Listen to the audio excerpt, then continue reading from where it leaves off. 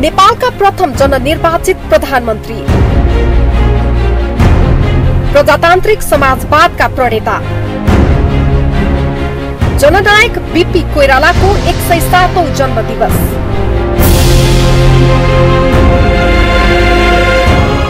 आदरणीय दर्शकवृन्द नमस्कार। 107औं बीपी जन्म जयन्ती विशेष कार्यक्रममा हामीले विशेष गरी बीपी विचारधारासँग निकट रहेका र नेपाली कांग्रेससँग निकट रहेका विभिन्न विज्ञ विश्लेषक र राजनीतिज्ञहरूसँग कुराकानी गरिरहेका छौँ। यसै सन्दर्भमा आज भने हामी नेपाली कांग्रेसका सङ्घीय सांसद दिपेमणि राज भण्डारीसँग कुराकानी गर्न गइरहेका छौँ र विशेष गरी अहिले नेपाली कांग्रेसको 14औं महाधिवेशन सन्निकट छ। यसै सन्दर्भमा पनि हामी उहाँसँग कुराकानी गर्न गइरहेका छौँ। बीपी जयन्तीको सन्दर्भमा बीपीलाई सम्झिनु पर्दा कसरी सम्झनुहुन्छ आजको दिनमा यहाँले? सबभन्दा पहिला सुरु म केटाकेटी हुँदाखेरि यङ टाइम हुँदाखेरि 1973 मा मैले बीपीलाई भेटेको थिएँ हैन, इन्डियामा। म त्यो बेला यङ थिएँ र त्यस बखत नेपाली कांग्रेसका एउटा ठुलो हुनहार कार्यकर्ता, कतिले नेतै भन्छन् हिसाबले चाहिँ स्वर्गीय कञ्चन शमशेर राणा, स्वर्ण शमशेर राणाको माइला छोराको स्वर्गीय भएको थियो। त्यो समयमा स्वर्गीय भएको टाइममा हामी सबै चाहिँ श्रद्धाञ्जली दिन चाहिँ हामी अन्त्येष्टिको टाइममा श्रद्धाञ्जली दिन हामी कलकत्ता जाँदाखेरि उहाँ पनि आउनुभएको थियो। उहाँसँग त्यही बेला पहिलोपटक भेट भएको थियो र त्यही समयमा चाहिँ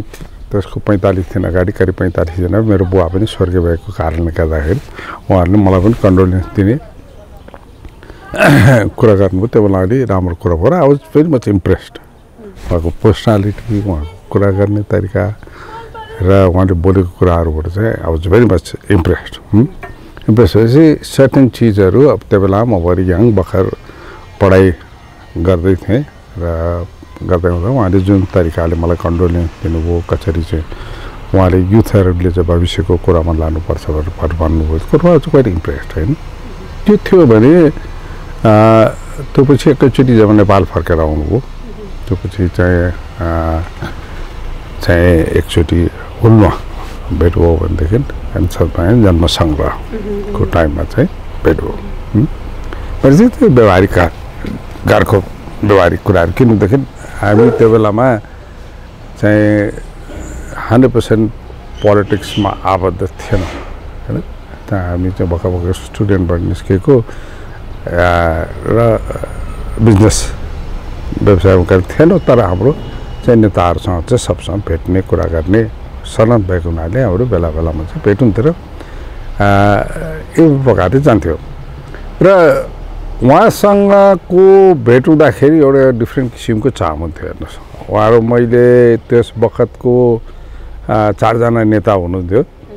बीपी पछि चाहिँ सुवर्ण शमशेर पछि हाम्रो गणेश मानजी र सूर्यप्रसादजी, 4 जना हुनुहुन्थ्यो। मैले चाहिँ 4 जनासँग भेट्ने कुरा गर्ने मौका पाएको थियो। यसले गर्दाखेरि all four leaders had a different personalities र कुराहरू गर्दा उहाँहरूसँग छलफल गर्न पाउँदा, उहाँहरूको कुराहरू सुन्न पाउँदाखेरि चाहिँ मजा लाग्थ्यो। र म चाहिँ अब मेरो बानी अहिले सबले देखिरहनु भएको छ, म चाहिँ अलिकति सबै कुरा सुन्ने बुझ्ने खोज्थेँ म होइन, र म कुराहरू गर्दा गर्थेँ। तर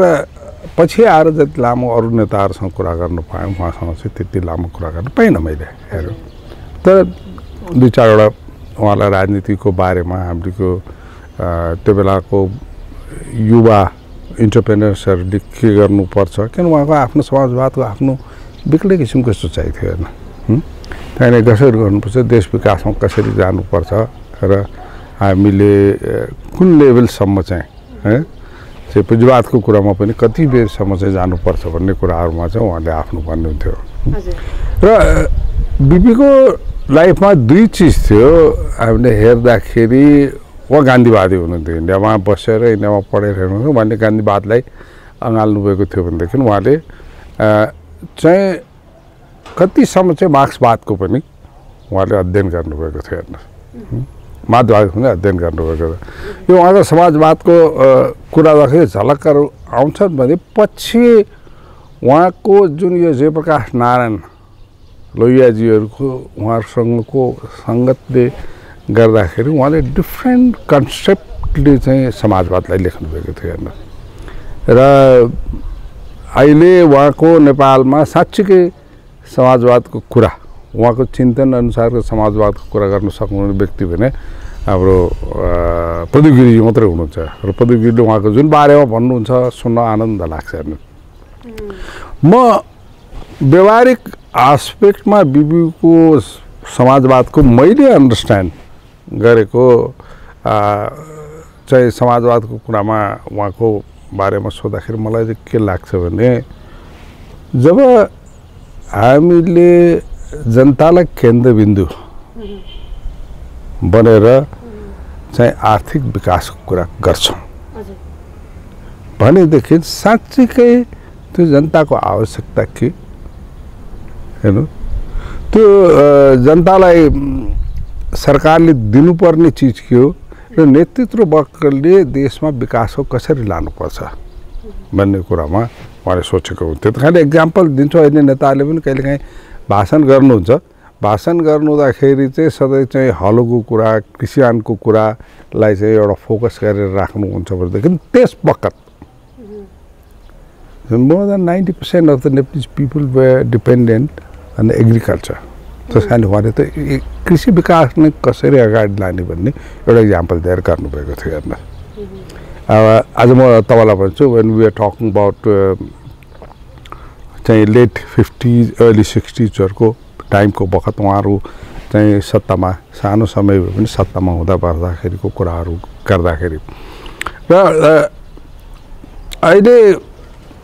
त्यही चिजलाई डेभलप गर्दाखेरि मान्छेले त्यो बेलामा के डेभलपमेन्ट थियो के फेसिलिटिजहरू थियो त्यस बखतकैलाई हेरेर उहाँले चाहिँ भन्नुहुन्थ्यो र उहाँको लेखहरूमा उहाँका भाषणहरूमा उहाँको भनाइहरूमा पनि त्यही चिजको त्यही बेलाको सान्दर्भिक त्यही टाइमको सान्दर्भिक कुराहरू गर्नुहुन्थ्यो भने वयस अहिले टेक्नोलोजीले गर्दाखेरि भन्नुहोस् न हामी चाहिँ यसरी चाहिँ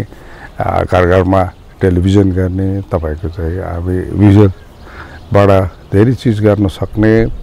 जुन यो टेक्नोलोजी बढ्दै आएको छ अहिले मैले तपाईँहरू चाहिँ जर्नलिस्ट भएको हुनाले तपाईँहरूको लाइनको इक्जाम्पल दिएको त्यो थिएन त्यहाँदेखि आज त्यसलाई कसरी नै हामी चाहिँ उहाँको बेसिक सिद्धान्तलाई रूपान्तर गर्न जाने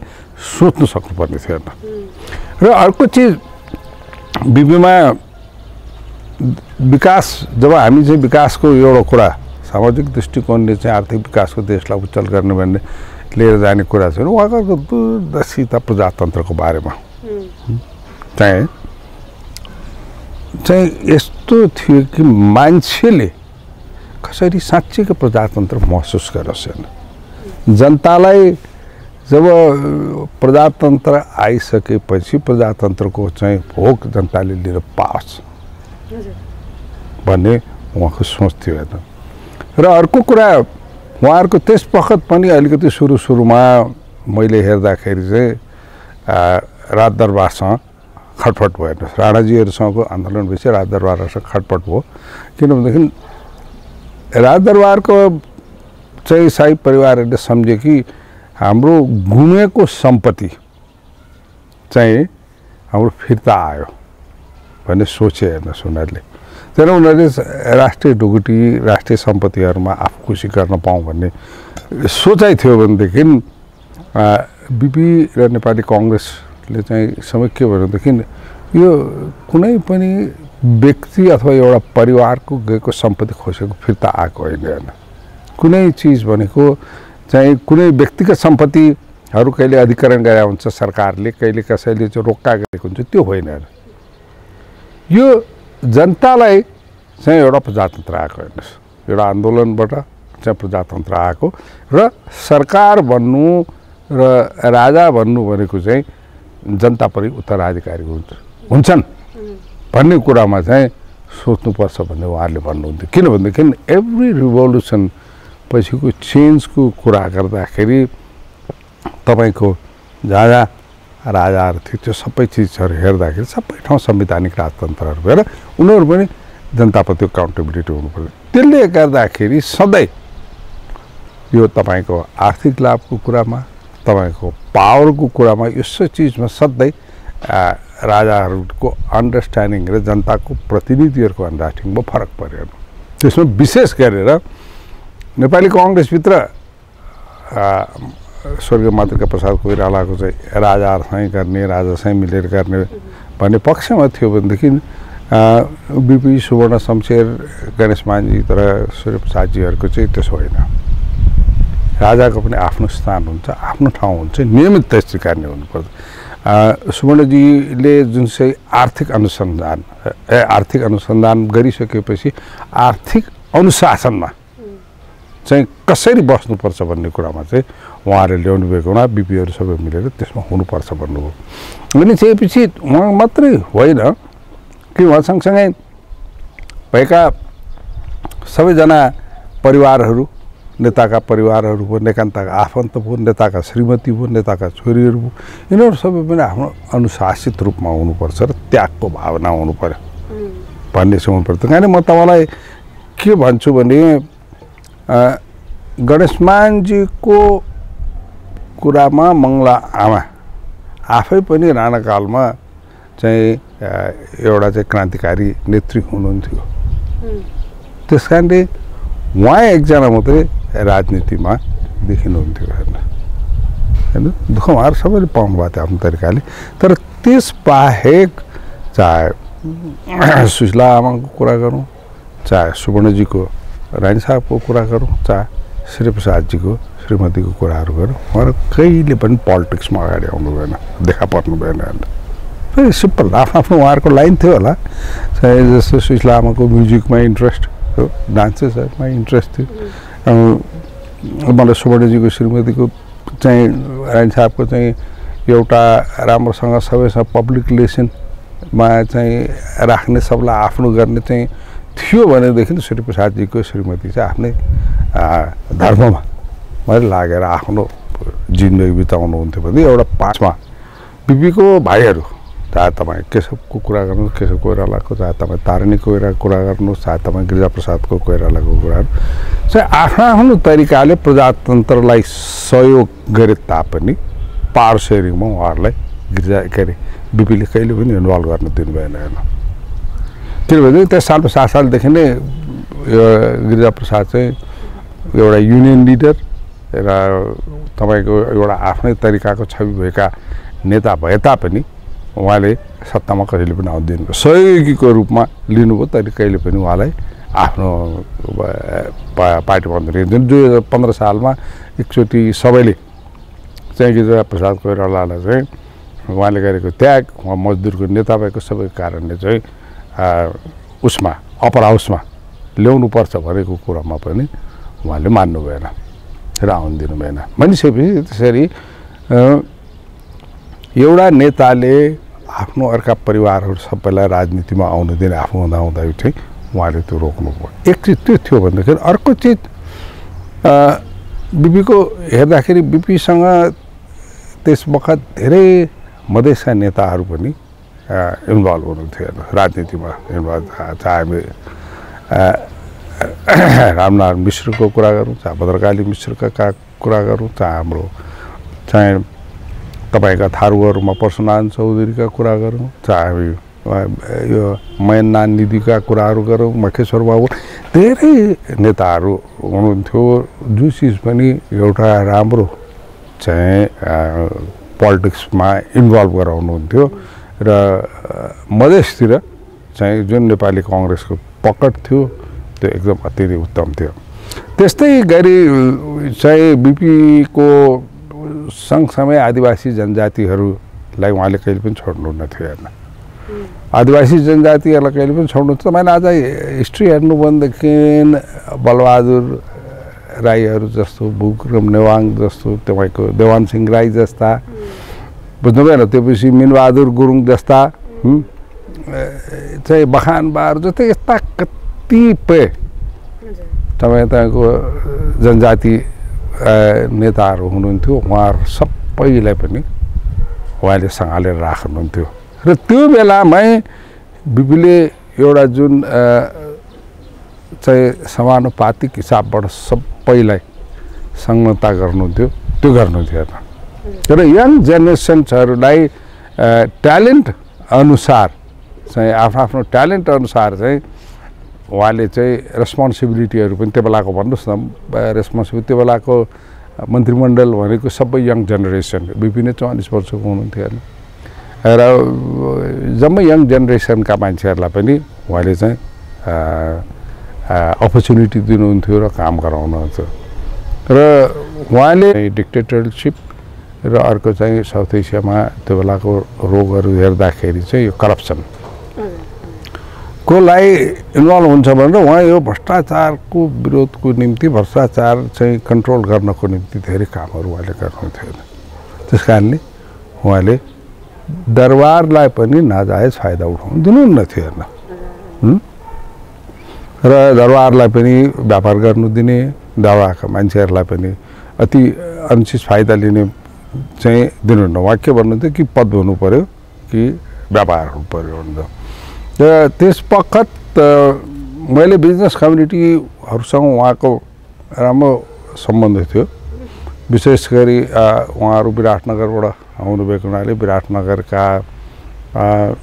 मारवाडी समुदायका के अरे बिजनेस कम्युनिटीसँग उहाँको राम्रो थियो एकजना दुगरलाई त उहाँले विराटनगर मोरङ एरियाको जिल्ला समितिको चाहिँ कोषाध्यक्ष चाहिँ बनाउनु भएको थियो हेर्नुहोस् सबैसँग उहाँको आफ्नो उद्वास थियो तर उहाँले जब संसदमा चाहिँ कन्ट्रिब्युसन गर्नु सक्ने हिसाबले चाहिँ उहाँले बिजनेस कम्युनिटीबाट त्यो बेला स्वर्गीय मणिहर्ष ज्योतिलाई लिनुभएको थियो त्यो बेसिकल्ली मणिहर्षजीलाई लिनुभएको चाहिँ ओरिजिनल्ली लोकल काठमाडौँको नेवार हुनुभयो तर उहाँ धेरै वर्षसम्म इन्डियामै बसेर व्यापार गरेको र इन्डियाकै सिस्टम देखेको हुनाले त्यस बखतको मोडर्न इकोनोमी र इन्डस्ट्रियलाइजेसनको बारेमा उहाँलाई राम्रो ज्ञान भएको हुनाले उहाँलाई चाहिँ उहाँले अप्पर हाउसमा ल्याउनु भएको थियो हेर्नु उहाँले सबै पक्षका मान्छेहरू सबै ल्याउँदाखेरि त्यस कारण उहाँको जुन दूरदर्शी उहाँको जुन सिस्टम उहाँले जुन चाहिँ त्यागको भावनाले गर्नु सक्नुभएको थियो त्यो अचम्मै लाग्छ आज चाहिँ भन्नुहोस् न उहाँका किताबहरू उहाँका दर्शनहरू सबै पढ्दाखेरि हामी जुन देख्छौँ र आज तपाईँले पनि कतिजना चाहिँ उहाँको बारेमा उहाँको समाजवादको कुरा र उहाँको कुराहरूमा सबले भन्नुभयो र म अलिकति त्यस बारेमा फरक किन भन्छु र भन्न चाहन्छु भने यो पक्षको कुराहरू चाहिँ जनतालाई पनि जानकारी हुनुपर्छ भनेर हेर्नु र त्यो टाइममा पनि हेर्नु उहाँले महिला नेत्रीहरूलाई पनि अगाडि गर्नुभएको थियो पश्चिमबाट चाहिँ मिसेस ठकुरालाई ल्याएर चाहिँ उहाँले चाहिँ मन्त्री पनि बनाउनु भयो पहिलो पटक यङ जेनेरेसन सबैको पक्षलाई ल्याएर चाहिँ गर्नुभयो त्यसपछि जब अब अनफर्चुनेटली चाहिँ जब 17 सालको कु भयो त्यसपछि उहाँहरूको बारेमा हामीले बुझ्ने भनेको त उहाँहरूको किताबहरू पढ्ने हो सबै नेताहरूले आफ्नो आफ्नो कुराहरू कसरी राखे हामीले भेट्दाखेरिको छलफलको कुराहरू थियो त्यस बखत पनि आफ्नो प्रजातन्त्र र समाजवादको विषयमा निरन्तरता उहाँहरूले वकालत गर्नुभयो उहाँहरूले सबैलाई शिक्षा दिनुभयो र कतिपय कुरा चाहिँ गान्धीवादका कुरा जस्ता हेर्नु र विली ब्रान्डहरूले लिएका जुन चाहिँ यो सोसियलिस्ट एस्पेक्टका कुराहरू र भनेदेखि नेपालमा नेपाली कङ्ग्रेसले त्यो बेलामा चाहिँ एडप्ट गरेका समाजवाद र प्रजातन्त्रको कुरा चाहिँ आफ्नै किसिमको थियो र त्योबाट हामीले धेरै चिज सिक्नुपर्छ र त्यो सधैँ सान्दर्भिक भएर जान्छ र यदि साँच्चीकै हामी बिपीको कुरालाई मान्ने हो र बिपीलाई सम्झिने हो भनेदेखि खालि उहाँको फोटो राखेर उहाँका किताबहरूको बारेमा पढेर र कसैको भन्दा भट्टाएर भाषण गरेर मात्रै हुँदैन हेर्नु हामीले अरू शरण गर्न सक्नुपर्छ हेर्नु र अहिलेको केसमा मैले तपाईलाई जुन एक्जाम्पल सबै किसिमका दिएँ त्यो एक्जाम्पलको चाहिँ इम्प्लिमेन्ट गर्ने र सबैलाई समेटेर लिएर जाने चाहिँ शक्ति क्षमता र त्याग चाहिँ अहिलेका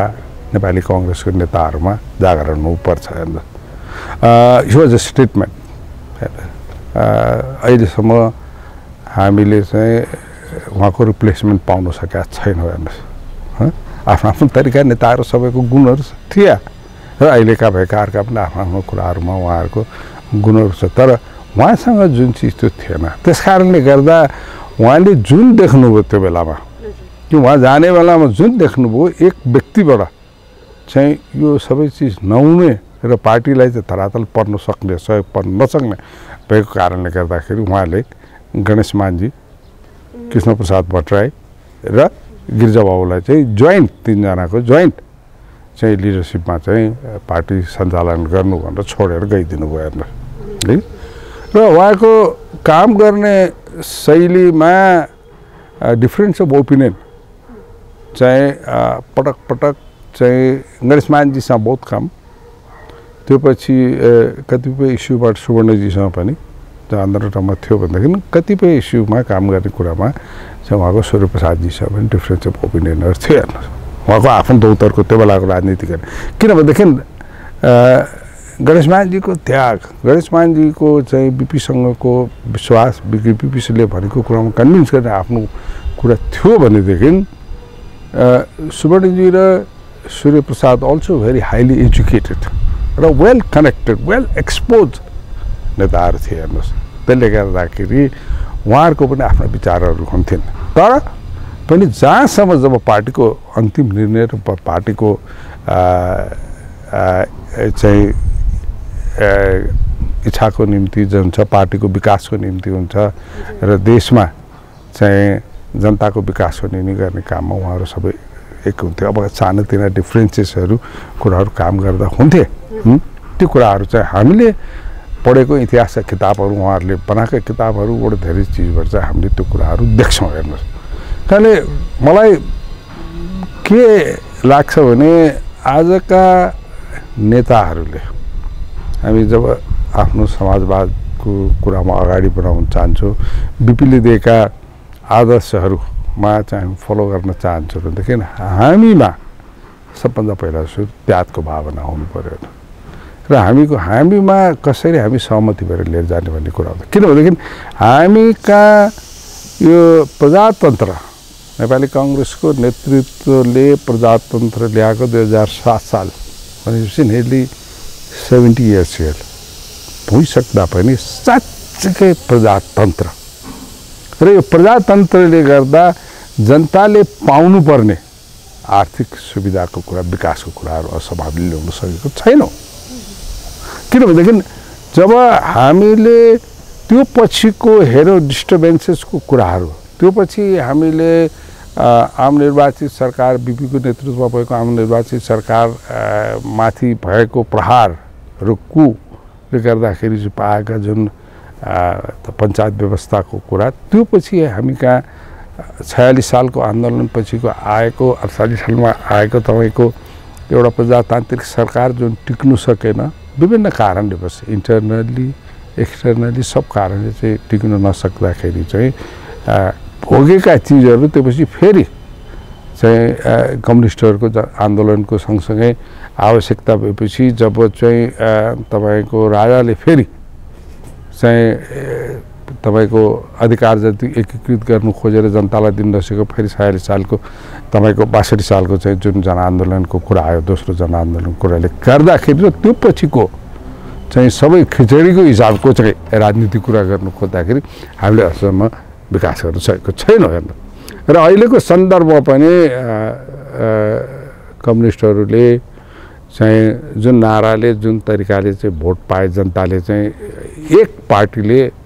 चाहिँ बहुमत ल्याएर चाहिँ राजनीति गरोस् र विकास गरोस् भनेर ल्याउँदाखेरि पनि भिजनरीको काम डेडिकेसन नहुनु र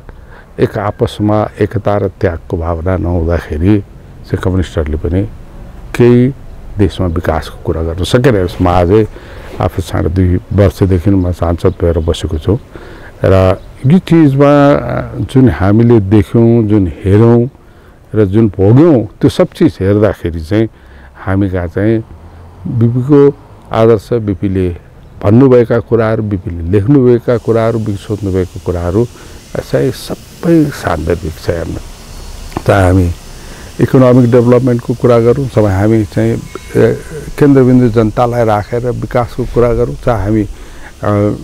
के अरे शिक्षाको उन्नतिको निम्ति गर्नुपर्ने कुराहरू गरौँ, चाहे हामीले चाहिँ यहाँ ठुल्ठुला इन्डस्ट्रियलाइजेसन, तपाईँको रिभोल्युसन इन द एग्रिकल्चर सेक्टरको कुराहरू गरौँ, तपाईँको जुन जनतालाई दिनुपर्ने हामीले एजुकेसनका कुराहरू गरौँ। तर यो सबै चिजमा चाहिँ जनप्रतिनिधिहरू र सरकारहरू चाहिँ जनताप्रति उत्तरदायी भइकन चाहिँ अगाडि जानुपर्छ भन्ने कुरामा चाहिँ बहुत आवश्यकता छ। हेर्नुहोस्, त मुख्य कुरा अहिलेको यसमा मैले देख्दा उहाँ जुन डिसिप्लिनका कुरा गर्नुहुन्छ, उहाँ जसरी चाहिँ भ्रष्टाचार गर्नु हुँदैन भन्ने कुरा गर्नुहुन्छ र यो डिक्टेटरसिपले चाहिँ पार्टी अथवा राजनीति चलाउने कुरामा उहाँ हुनुहुन्न थियो। हेर्नुहोस्, उहाँ चाहिँ was a very good leader, उहाँको आफ्नो एउटा पर्सनालिटी थियो डिसिजन गर्ने, तर उहाँले कुनै पनि मेजर डिसिजन गर्नु हुँदाखेरि चाहिँ त्यस बेलाको चाहे पार्टीको कुरा होस्, चाहे तपाईँको सरकारको हुँदाखेरिको कुरा गरोस्, उहाँले मिनिस्टर्सहरूसँग, सिनियर लिडर्सहरूसँग छलफल गरेर मात्रै गर्नुहुन्थ्यो। हेर्नुहोस्, र एक आपसमा भनेपछि एउटा कलेक्टिभ डिसिजन र उहाँलाई लागेका कुराहरूलाई पनि कलेक्टिभ डिसिजनमा अगाडि लाने कुरा हुन्छ। किन भन्दाखेरि त्यसमा सबैहरूको आफ्नो आफ्नो पर्सनालिटी थियो, सबै त्यागी नेताहरू थिए। हेर्नुहोस्, चाहिँ त्यस वखत अहिलेका जस्ता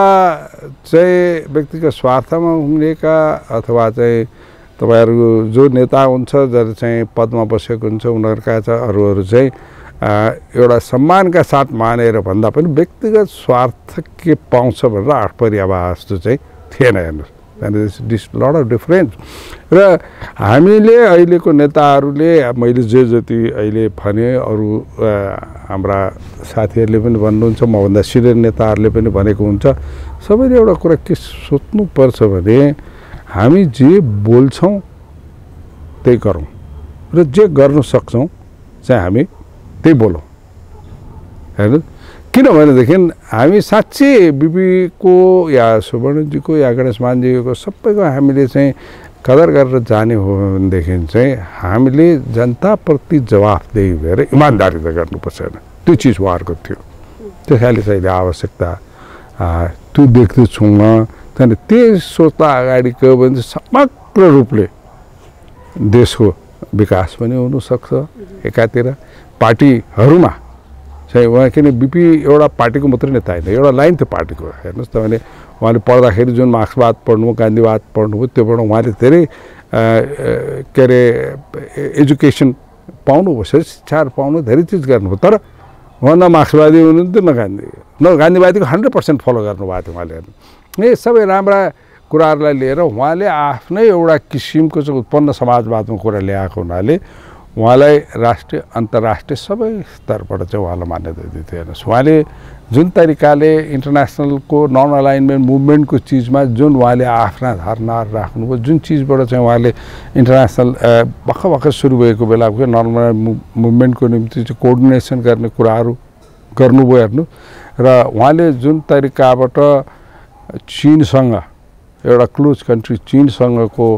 तपाईले एउटा राम्रो सम्बन्ध राख्न सक्नुभयो र जुन तरिकाले चाहिँ उहाँले ब्यालेन्स तरिकाले आफ्नो राष्ट्रियतालाई जोगाएर जुन ब्यालेन्स तरिकाले उहाँले इन्डियासँग रिलेसन राख्नुभयो र प्रयासहरू गर्नु, त्यो बहुत सराहना छ। आज हामीले त्यो सब चिजलाई फलो गर्न सक्यौँ भने मलाई अवश्य पनि लाग्छ देशको उज्जवल हुन्छ। र विशेष गरी हाम्रा नेपाली कांग्रेसका सबै साथीहरूले यसलाई ग्रहण गरिकन खाली भाषणको कुरामा होइन कि कार्यान्वयन गर्ने कुरा ग्रहण गर्न सक्यो भनेदेखि हाम्रो पार्टीमा एकता पनि आउँछ, हाम्रो पार्टीले राम्रो काम पनि गर्न सक्छ र हाम्रो पार्टीमा जनताको विश्वास भएर चाहिँ देश विकास गर्नको निम्ति चाहिँ हाम्रो पार्टीले अगाडि सर्न सक्छ। जबसम्म नेपाली कांग्रेस 48 सालको निर्वाचनपछि सरकारमा आए, त्योभन्दा अगाडि उहाँहरूको 3 जना नेताहरू गणेशमानजी, किशनजी र जीपीहरूले गिरिजा प्रसादले चाहिँ सबै जोइन्टली गर्नुभएको थियो।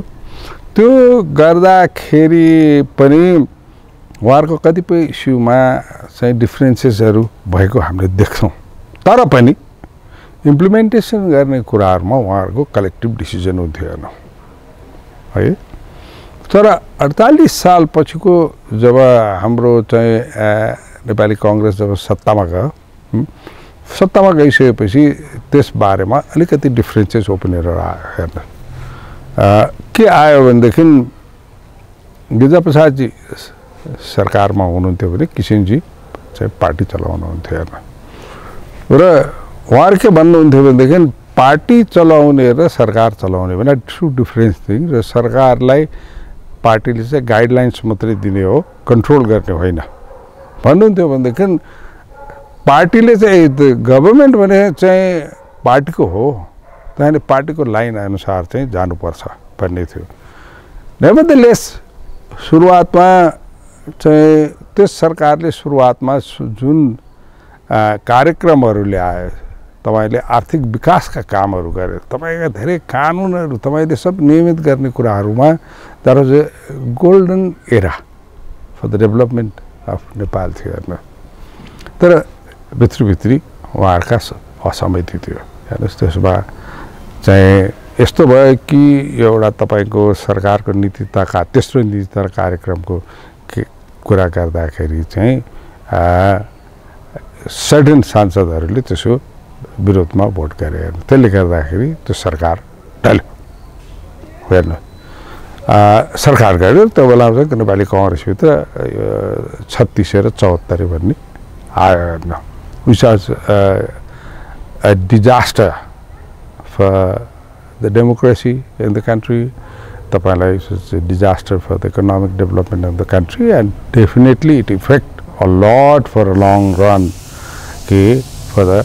interest of the Nepali Congress. यो बडा प्रष्ट रूपले के देखियो भनेदेखि बीपी पछिको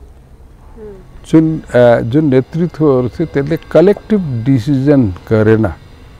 र आफू खुसी गर्न खोज्दाखेरि चाहिँ सम्हाल्न नसक्ने परिस्थिति देख्यो। त्यसपछि एवं प्रकारले चलेर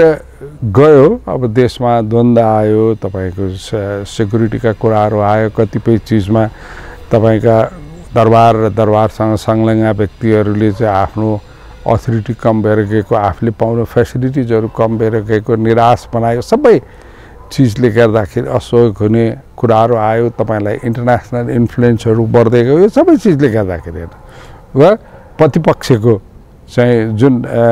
रोल थियो त्यो पनि सकारात्मक भन्दा पनि नकारात्मक अट्याकमाथि बेसी भएको गर्दाखेरि हाम्रो चाहिँ त्यति चाहिँ हाम्रो इकोनोमिक डेभलपमेन्टले त्यसको चाहिँ पोलिटिकल डेभलपमेन्टमा चाहिँ सहयोग गर्न सकेन। त्यसले गर्दा चाहिँ अर्को माओवादीको आन्दोलनले थप्दाखेरि एउटा समस्या भयो भनेदेखि फेरि चाहिँ पूर्व राजा ज्ञानेन्द्रले जसरी चाहिँ पावर एकीकृत गर्न खोजेर फेरि आफूले चलाउनु खोज्नुभयो, त्यसले गर्दाखेरि एउटा देशमा डिजास्टर भयो। हेर्नुहोस् पोलिटिकली त्यसले गर्दाखेरि नयाँ आन्दोलन भयो। हेर्नुहोस् किनभने सबैले मैले हेर्दाखेरि चाहिँ जतिजना चाहिँ सत्तामा आउनुभयो आजसम्म पनि मैले हेर्दाखेरि जतिजना सत्तामा आउनुभयो चाहिँ हाम्रो काम चाहिँ जनताले कसरी हेर्छ, हाम्रो कर्तव्य भने I am a servant of a people, म एउटा राष्ट्र सेवक हुँ र मैले जनताले म चाहिँ जनताप्रति म उत्तरदायी हुन्छु भन्ने कुरालाई बिर्सेर म एउटा शासक हुँ भन्ने सोचेर त्यसले गर्दाखेरि हाम्रो पार्टीमा पनि धेरै इफेक्ट हुनु गयो। हेर्नु व्यवस्थापन गर्न त्यति गाह्रो होइन। आजको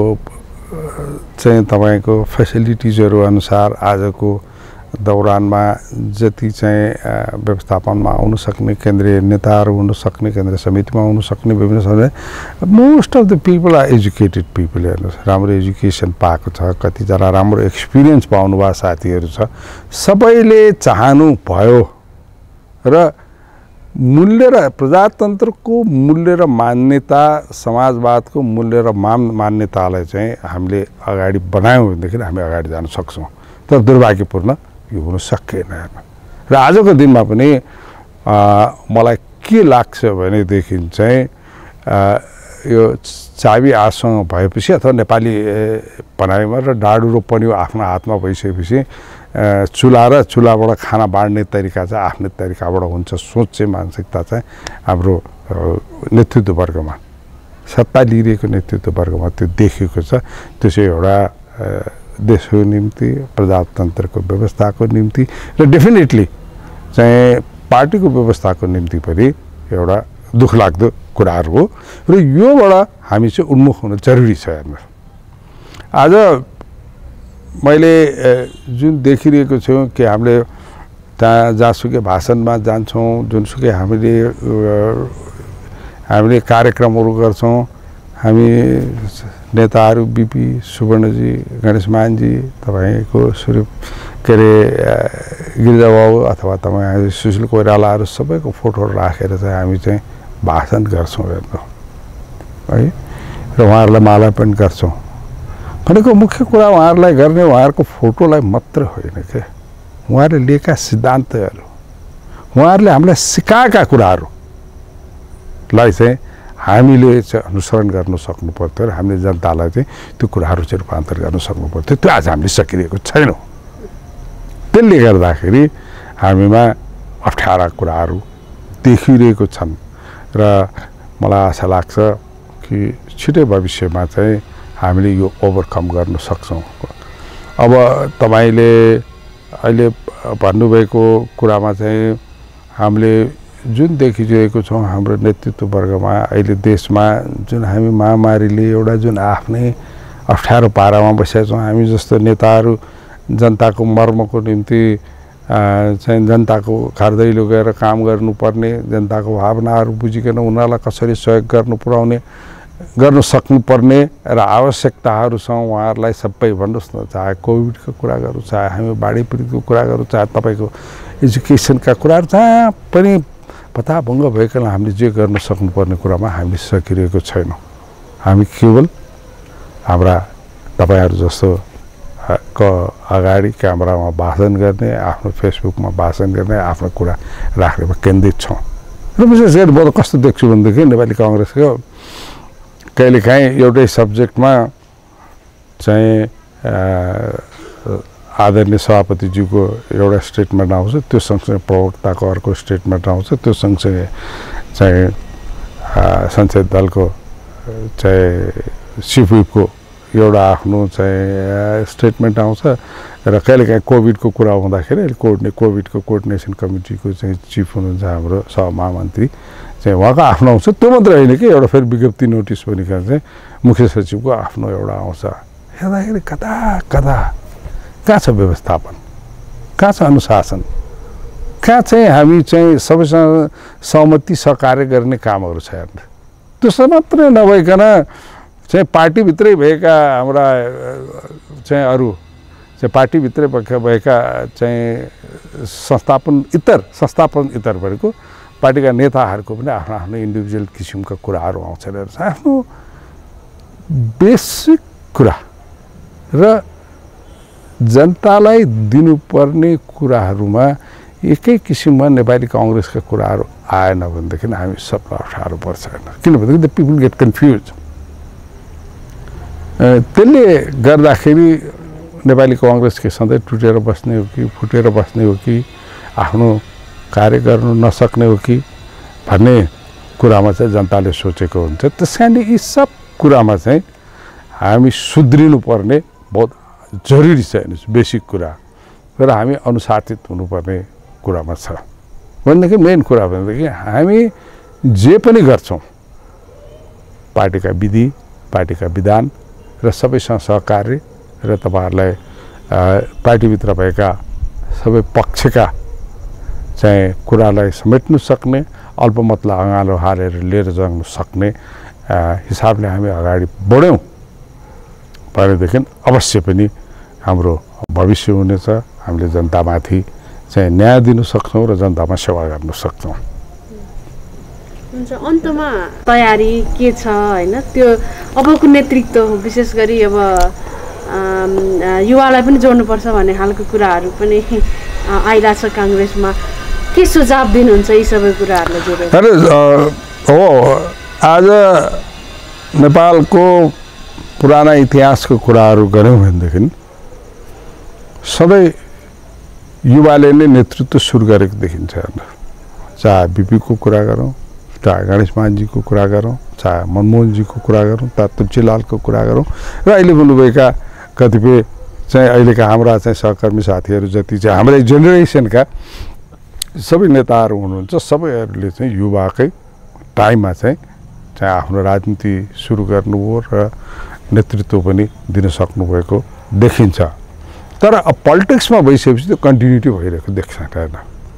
हामी कहाँ वेस्टमिनिस्टर सिस्टम भए तापनि, हामी कहाँ जुन मल्टी पार्टी चाहिँ एउटा पार्लियामेन्ट्री डेमोक्रेसीको सिस्टम भए तापनि हामीले यस बारेमा बेलायतको राजनीतिलाई चाहिँ हामीले अनुसरण गरेको हुँदैन। बेलायतमा के छ, एकचोटि चुनाव हारिसकेपछि त्यो पार्टीका नेताहरू पछाडि हट्छन् र नयाँ नेतृत्वलाई अगाडि बढाउन खोज्छन्। चाहे त्यसमा भएका युवा पनि हुन सक्छन्, चाहे तपाईँका चाहिँ एल्डरली पर्सन पनि। जस्तो हामी त जोन सरको कुरा गर्दाखेरि चाहिँ हेर्नुहोस्, युवा उमेरकै उनीहरूले छोड्यो भनेदेखि उता मिसिस टाचरको हिसाबको गर्दाखेरि बुढेसकालको उमेरमा उहाँले छोड्नुभयो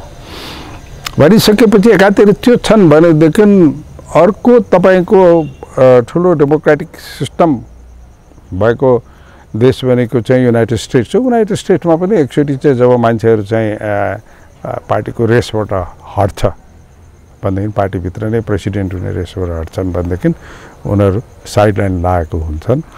र इन्टरफेरेन्स उनीहरूको कम हुन्छ। त्यो सँगसँगै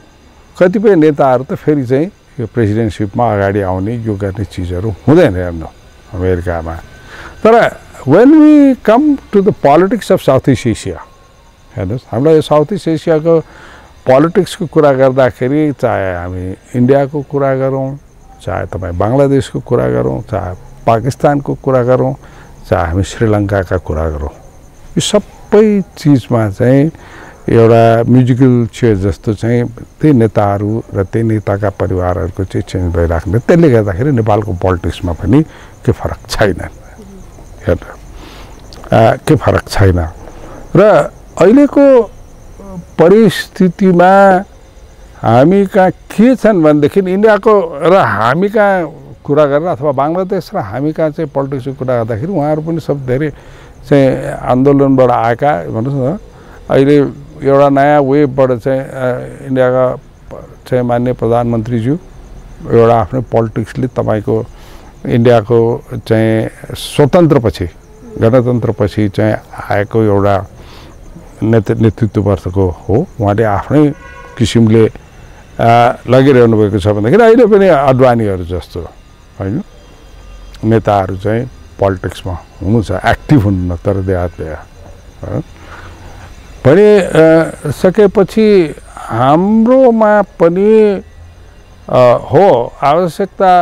अनुसार नयाँ ऊर्जाको निम्ति नयाँ सोच, नयाँ स्लोगन र युवावर्गहरूले चाहिँ अगाडि चाहिँ जानुपर्ने कुरामा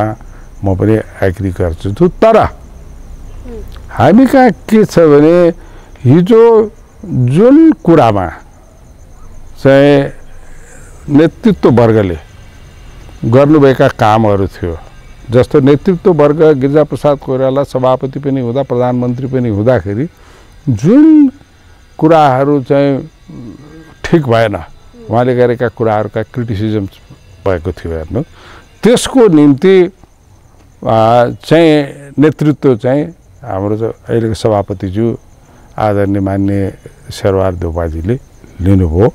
it took time for him. उहाँले पनि धेरै स्ट्रगल गर्नुभयो। बिबी गिरिजासँग चुनाव हार्नुभयो, तपाईँ सुशील कोइरालासँग चुनाव हार्नुभयो। हेर्नुहोस् संसद दलभित्र पनि चाहिँ एकचोटि हाम्रै के अरे रामचन्द्र पौडेलसँग पनि चुनाव धेरै स्ट्रगल गरिसकेपछि उहाँ सभापति हुनुभयो। अब प्रधानमन्त्री त उहाँ अहिलेभन्दा पहिले 3 चोटि प्रधानमन्त्री भइसक्नु भएको थियो। चाहिँ संसद दलको नेताका हिसाबले त्यो बेला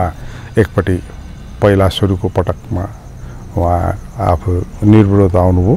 दोस्रो पटक उहाँले चाहिँ सुशील कोइरालालाई चाहिँ संसद दलमा हराउनु भयो र उहाँ चाहिँ प्रधानमन्त्री हुनुभएको थियो। तर मैले के देखिरहेको छु भनेदेखि जुन गल्ती चाहिँ त्यस पक्षको नेतृत्वमा देखियो र यो गल्ती चाहिँ हुँदैन र यसलाई चाहिँ नयाँ चिजले गर्नुपर्छ भनेर गणेश मानजी र कृष्णजीको पनि उहाँमाथि चाहिँ समर्थन भयो, आशीर्वाद भयो। यो उहाँहरूसँग लागेको, विशेष कृष्णजीसँग लागेको धेरैजना युवा साथीहरू जे जस्तो आदर्शमा राखेका चाहिँ हाम्रा त्यस वखतका नेताहरू, हाम्रा साथीहरू पनि हाम्रो के अरे शेरबहादुरजीसँगै लाग्नुभयो र मैले उहाँको पहिलो प्रधानमन्त्री काल देखेको थिएँ। It was very difficult but we managed it. चाहे महाकाली सन्धिकै कुरा गरौँ, चाहे डे टु डे पार्टीकै चाहिँ त्यो बेलामा सञ्चालनको कुरा गर्नु पऱ्यो, त्यो बेलामा चाहिँ एउटा चाहिँ अर्को दलसँग चाहिँ कोलिसन गभर्मेन्ट चलाउनु गर्नुपर्ने कुरामा त्यो बेलाको इमान्दारी छ, भ्रष्टाचारी रोक्ने कुरा, सबै चिजमा चाहिँ म बहुत नजिकबाट हेरेको थिएँ र मैले धेरै राम्रो कामहरू देखेको थिएँ भन्नु। तर पछि आइसकेपछि हामीमा डिसिप्लिनको भावनाहरू भएन। धेरै नेताहरूको चाहिँ भ्रष्टाचारपट्टिको गन्ध, उहाँहरूको लाइफस्टाइलहरू हेर्दाखेरि र मैले कतिलाई भने पनि तपाईँहरूलाई हेर्नुहोस् पैसा कमाउनु छ भने हेर्नुहोस् आउनुहोस् न, म जस्तै त्यो बेला म व्यापारी थिएँ, आउनुहोस् व्यापार गर्नुहोस् न। तपाईँहरूलाई राज्य गर्न चाहिँ व्यापारमा संलग्न नभएका मान्छेहरूलाई चाहिँ पठाइदिनु, किनभनेदेखि अल्टिमेट गोल पैसाले सब चिज पाउँदैन। म पनि आज पनि भन्छु चाहिँ जुन चिज त्योहरू भयो त्यो चाहिँ अवश्य पनि देशको निम्ति, पार्टीको निम्ति पनि फाइदा भएन। त्यसैले अहिलेको कन्टेक्स्टमा पनि म अर्को एउटा कुन देखिरहेको छु भनेदेखि चाहिँ गुट उपगुट मान्छेहरू नेतृत्व कसरी आफूले गरेका कामहरूबाट, आफूले देखाएका भिजनबाट भोलि पार्टीलाई कसरी लिएर जान्छु र आफूले गइसकेपछि भोलि समस्याहरू कसरी हल गर्दै जान्छु भन्दाखेरि पनि गुट उपगुटको हिसाबले नै चाहिँ नेतृत्व गर्नुपर्छ र कब्जा गर्नुपर्छ, राज्य कब्जा गर्नुपर्छ अथवा पार्टी कब्जा गर्नुपर्छ। जुन सोच छ that is not healthy and hygienic for the growth of the party. हेर्न मैले चाहिँ त्यो सोच्छु र म सबै साथीहरूलाई चाहिँ अनुरोध सधैँ के गर्न चाहन्छु भनेदेखि अहिले फेरि हामी कहाँ जुन बिपीले चाहिँ छोडेर जानुभएको थियो 3टा नेताहरूको जिम्मा चाहिँ पार्टी चलाउनुको निम्ति,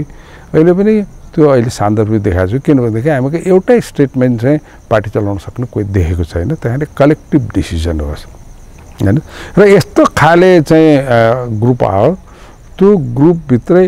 भएका डिफ्रेन्स अफ ओपिनियन बित्ता चाहिँ अल्पमतमा भएकाहरूलाई पनि सँगालेर लिएर जाने, सम्हालेर लिएर जानु सक्ने होस्। त्यसले गर्दाखेरि नेपालको बेसिक हाम्रा कुरा नेताहरूले भन्नुभएको चाहिँ यो समाजवाद र प्रजातन्त्रलाई चाहिँ कसरी अगाडि बढाउन सक्नु भन्ने कुरामा चाहिँ लान सकोस् म चाहन्छु। र मैले यो एउटा के भोगिरहेको छु भने 2.5 वर्षदेखि म संसद दलमा छु। हाम्रो संसदीय दलमा पनि हाम्रो एउटा विधि छ, एउटा विधान छ, एउटा संसदीय दल चलाउने पनि एउटा परिपाटी सँगसँगै एउटा इन्टरनेसनल नेसनल नर्महरूबाट कसरी भन्ने हुन्छ त्यो पनि म देखिरहेको छुइनँ। हेर्नु आज तपाईँको यो संसदीय दलमा जुन तरिकाले हाम्रो आफ्नै दलअनुसार चाहिँ राख्नुपर्ने, तपाईँको पार्टी चलाउनुको निम्ति राख्नुपर्ने आजसम्म सचिव कोषाध्यक्षहरू चाहिँ गठन गर्छ, इट्स इज भेरी पिटी। र म त बुझ्दैन चाहिँ त्यहाँ चाहिँ चिफ विपको रोल के हो पार्टी चलाउने हो कि संसदमा चाहिँ आज चाहिँ व्हिप लगाएर कन्ट्रोल गर्ने हो कि संसदको व्यवस्था गर्ने हो कि सचिवालय पनि चलाउने हो। आज एकाउन्टेबिलिटी देख्दैन केही देख्दैन। त्यसले गर्दाखेरि चाहिँ हामी प्रमुख प्रतिपक्ष भएर पनि हामी अर्गनाइज तरिकाबाट चाहिँ हामी संसदभित्र उत्रिन सकेका छैनौँ। हेर्न अहिलेको कन्टेक्स्टमा पनि हेर्नुहोस्, यति नयाँ नयाँ चिजहरू आइरहेछ, यति अप्ठ्यारा अवस्थाहरू आइरहेछ, यति सरकारका चाहिँ गल्तीहरू आइरहेछ। तपाईँको हिजो भर्खरको अस्ति भर्खरको जुन त्यो रातो महेन्द्रनाथको कुरामा चाहिँ जुन दमनको कुरा आइरहेको छ, यसमा हामी सबै कलेक्टिभ डिस्कसन गरेर चाहिँ पार्टीले कसरी अगाडि जानुपर्छ भन्ने नै छैन। हेर्न र कहिलेकाहीँ कतिपय इस्युमा मलाई इन्डिभिजुअल ओपिनियनहरू सोध्न आउँछ and I have to avoid it. किनभनेदेखि पार्टीगत कुरा हुनुपर्छ। जस्तो हामीलाई काठमाडौँ जिल्लाकै कुराहरूमा पनि हामी आपसमा छलफल गरेर कलेक्टिभ डिसिजन हुनुपर्छ भन्ने धारणा भएको मान्छे म हो। त्यसले गर्दाखेरि चाहिँ राम्रो हुन्छ। म तपाईँहरूलाई एउटा इक्जाम्पल दिन्छु। जब कोभिडका दुःखका कुरा आइसकेपछि मैले एउटा कलेक्टिभ डिसिजन होस् भनिकन हामी जुनसुकै पार्टीबाट प्रतिनिधित्व गरेकाहरूलाई पनि सबै एकै ठाउँ राखेर हामी अगाडि गर्ने कुरा गऱ्यौँ भनेदेखि हाम्रो नेपाली कङ्ग्रेसभित्रको कुरामा हामी 5 जना चाहिँ सांसदहरू छौँ। 5 जना सांसदहरूमा सधैँ हामीले चाहिँ एक आपसमा छलफल गरेर, चाहे प्रकाश मानजी हो, चाहे गगन थापा हो, चाहे भीमसेन दास हो, चाहे राजन केसीजी होस् र मसँगै हामीले चाहिँ सधैँ चाहिँ एउटा छलफल गरेर एउटा कलेक्टिभ डिसिजनबाट अगाडि जाउँ भन्ने कुरामा हामी जान्छौँ। र अलिकति मलाई लाग्छ यसले गर्दाखेरि हाम्रो अलिकति अगाडि आएको छ। त्यस्तै गरिकन कोभिडको केसमा नेपाली कङ्ग्रेसले एउटा प्रकाश शरण महतजीको नेतृत्वमा एउटा चाहिँ कमिटी बनाएर त्यो कमिटीले पनि जुन जनतामा आवाज बुझाउने कुराहरूमा चाहिँ हामीले एउटा राम्रो कामहरू गरेको देख्छौँ। तर हामी के काम गरिरहेको छौँ, कसरी अगाडि बढ्दैछौँ, त्यसको आधारमा निक्लेका कुराहरू चाहिँ सभापतिले कसरी चाहिँ पुटअप गर्नुपर्छ अथवा चाहिँ पार्टीले बोल्दाखेरि चाहिँ पार्टीको तर्फबाट कहाँ के बोल्नुपर्छ, त्योसँग केही कोअर्डिनेसन छैन। के हुँदैछ र कसरी जाँदैछ भन्ने एउटा डिसिप्लिन तरिकाबाट चाहिँ हामीले ल्याउन नसकेको मैले देखेको छु। त्यो कारणले यो निम्ति हाम्रो दुर्भाग्य हो र यसले गर्दा यसमा संस्कारहरू हेर्दाखेरि हाम्रा कतिपय भेरी सिनियर नेताहरू हुनुहुन्छ जसले विद्यार्थीकाल स्कुलको विद्यार्थीकालदेखि चाहिँ राजनीतिमा लाग्नुभयो, त्यस विकासमा लाग्नुभयो, आदर्शमा लाग्नुभयो। तर अहिले once they are in a group र जुन तरिकाले चाहिँ उहाँहरूले चाहिँ इम्प्लिमेन्टेसन गर्नु सक्नुपर्ने कुराहरू थियो, जसरी चाहिँ सबैलाई समेट्न सक्नुपर्ने कुराहरू थियो, त्यो चिजमा मैले संसदीय दलभित्र नदेख्दाखेरि मलाई कता कता चाहिँ हामी चाहिँ कहीँ बौठेको त होइन, कहीँ हामी चाहिँ जनताले दिएको विश्वास। आज हामी 60 जना छौँ प्रतिनिधि सभामा, हामी त्यसले 60 जनाले पनि कलेक्टिभली हामीले चाहिँ कुराहरू गर्न सक्यौँ, सबलाई एक्टिभ गराउन सक्यौँ। सबलाई चाहिँ अब राजनीति हो चाहिँ संसदमा आइसकेका मान्छेहरू चाहिँ जनताको निम्ति भिजेर काम गर्ने हो, यो ठेकापट्टा गरेर हिँड्ने र खालि व्यापारको कुरा गर्ने होइन, अथवा अरू कुनै पनि प्रोफेसन चाहे वकालती गर्छन् भने वकालती, यो सब चिजलाई बिर्सेर राजनीतिमा आइसकेपछि संसदमा आइसकेपछि जनताको विकासमा मात्र लाग्ने भनेर जानुपर्छ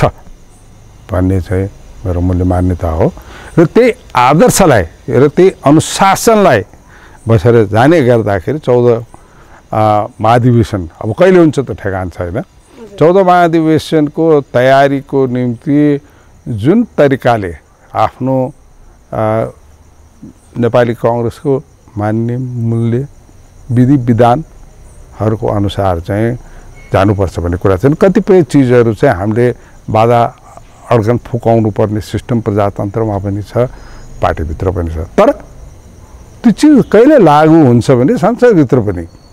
कुनै चिज हामीले बाधा अड्काउ फुकाउनु पर्ने गऱ्यो भनेदेखि सबै पक्षको कलेक्टिभ डिसिजनबाट मात्रै हुन्छ। नियम कानुनभन्दा हामीले कहिलेकाहीँ त्यो विधेयकहरू छिटो पास गर्नुपर्ने हुन्छ। त्यस्ता चिजहरूमा सबैको कलेक्टिभ डिसिजन गरिसकेपछि मात्रै हुन्छ भनेदेखि पार्टीभित्र पनि संसदीय दलभित्र पनि मलाई के लाग्छ भने त्यस्ता अप्ठ्यारोहरू छन् भनेदेखि चाहिँ हामीले चाहिँ बाधाक्रम फुकाउनु फर्मुला लिएर पनि गर्नुपर्छ हेर्नु। तर के भने जुन इन जेनरल चाहिँ चुनावबाट चाहिँ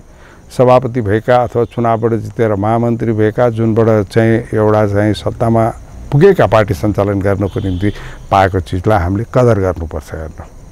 त्यसलाई हामीले च्यालेन्जिङ गर्नु हुँदैन किनभनेदेखि सर्टेन पिरियडको निम्ति पार्टीका के अरे सबै साथीहरूले चाहिँ नेतृत्व उहाँलाई जिम्मा दिएको तर नेतृत्व भइसकेपछि नेतृत्वमा बस्ने मान्छेले आफूलाई सहयोग गर्नेमाथि एउटा आत्मीयता हुनु आफ्नो एउटा सद्भावना हुनु भिन्नै छ भनिसकेपछि पार्टी सञ्चालन गर्नको निम्ति सबलाई बराबर सम्झिनुपर्छ हेर्नु। सबैलाई सँगालेर लिएर जानु सक्नुपर्छ हेर्नु। चाहिँ त्यो देख्छु भनेदेखि यो हाम्रो संसदीय दलमा आज हेर्नुहुन्छ भनेदेखि हाम्रो प्रतिनिधि सभामा 60 जना छौँ र तपाईँको अप्पर हाउसमा हामी 7 जना छौँ भनिसकेपछि यो team could have been manage in a very very proper way हेर्नु र सबलाई एजुकेट गरेर आज भन्नुहोस् न हामी चाहिँ अरू कति भर्चुअल वेबनेरबाट छलफल गरिरहेको देख्छौँ कुरा गरिरहेको देख्छौँ केही न केही ज्ञान लिएको देख्छौँ सबै आइडिया तपाईँको बिपी जयन्तीकै केसमा पनि एजुकेट भएर मान्छेहरू कति गरिरहेको छौँ भनेदेखि हामी सांसदहरूको भेरी सेल्डम अरू सांसदहरूसँग कहिलेकाहीँ फोन भएको हुन्छ भने नेताहरूसँगको हाम्रो कुराकानी पनि हुँदैन। अनफर्चुनेटली म नेताहरूलाई फोन गर्छु फोनसम्म उठाउँदैन त्यो हालत छ। त्यसैले यो सब चिजलाई नयाँ ऊर्जाले दिन सक्नुपर्छ र नयाँ तरिकाबाट हामी सबै कम्प्रोमाइज गरी आफ्ना गल्तीहरूलाई सच्याइ सबै प्रकारमा मैले खालि यो नेतृत्वको म्यानेजमेन्टको कुरा होइन कि हामीले चाहिँ पार्टीमा गइसकेपछि पार्टीको एउटा चाहिँ इज्जतको निम्ति एउटा पार्टीको प्रजातन्त्र नेपालमा भएको प्रजातन्त्रको इज्जतको निम्ति हिजो हामी के थियौँ